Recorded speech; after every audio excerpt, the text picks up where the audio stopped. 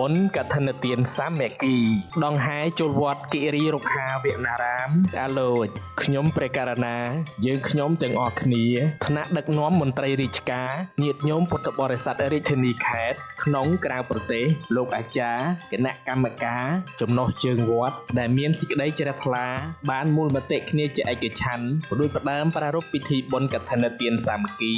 ដើម្បីវេថ្វាយប្រគេនចំពោះព្រះភិក្ខុសង្ឃដែលគង់ចាំព្រះវស្សាអស់ត្រីមាស3ខែក្នុងពុទ្ធសីមាវត្តគិរីរុក្ខាវនារាមហៅអាឡូចស្ថិតនៅភូមិអាឡូចឃុំកន្ទួតស្រុកចិត្តបុរីខេត្តក្រចេះអាស្រ័យហេតុនេះយើងខ្ញុំទាំងអស់គ្នាមានកិត្តិយសសូមគោរពនិមន្តនិងអញ្ជើញព្រះថេរានុថរៈសម្ដេចឯកឧត្តមលោកជំទាវអ្នកអង្គញាលោកអង្គញាអស់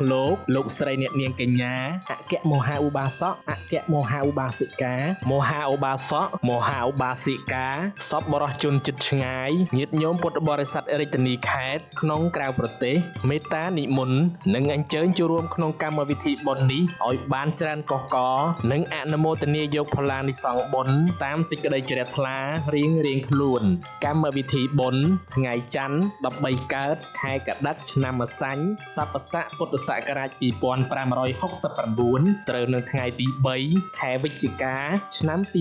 2025វេលាម៉ោង 3:00 នាទីល្ងាចជួបជុំពុទ្ធបរិស័ទជិតឆ្ងាយដើម្បីប្រារព្ធធ្វើបុណ្យនមស្ការនិមន្តព្រះសង្ឃចម្រើនព្រះបរិត្តបន្ទាប់មកអារាធនានិមន្តធម្មកថាសម្ដែងព្រះធម៌ទេសនាលុះព្រឹកថ្ងៃអង្គារ14កើតខែកដិកឆ្នាំម្សាញ់សប្បស័កពុទ្ធសករាជ2569ត្រូវនឹងថ្ងៃទី4ខែវិច្ឆិកាឆ្នាំ2025វេលាម៉ោង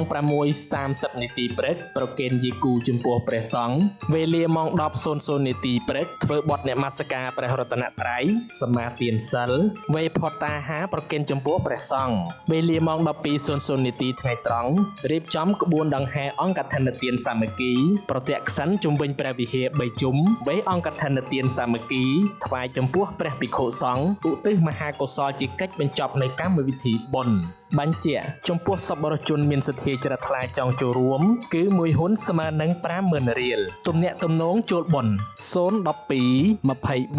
67 77អ្នកផ្ដើមបុណ្យថ្នាក់ដឹកនាំមន្ត្រីរាជការលោកអង្គញាអ្នកអង្គញាឯកឧត្តមលោកជំទាវលោកស្រីអ្នកនាងកញ្ញាសប្បុរសជនមហាឧបាសកអគ្គមហាឧបាសកអគ្គមហាបាសិកាមហាឧបាសកមហាឧបាសិកាទាយកទាយិកាអញ្ញាធម៌មូលដ្ឋានលោកគ្រូអ្នកគ្រូសិស្សានុសិស្សពុទ្ធបរិស័ទរាជធានីខេត្តក្នុងក្រៅប្រទេសលោកអាចារ្យគណៈកម្មការព្រមទាំងពុទ្ធបរិស័ទចំណុះជើងវត្តអាឡូចជាម្ចាស់អង្គកឋិនទានសាមគ្គីគ្រប់រូបសូមអរព្រះគុណនិងអរគុណ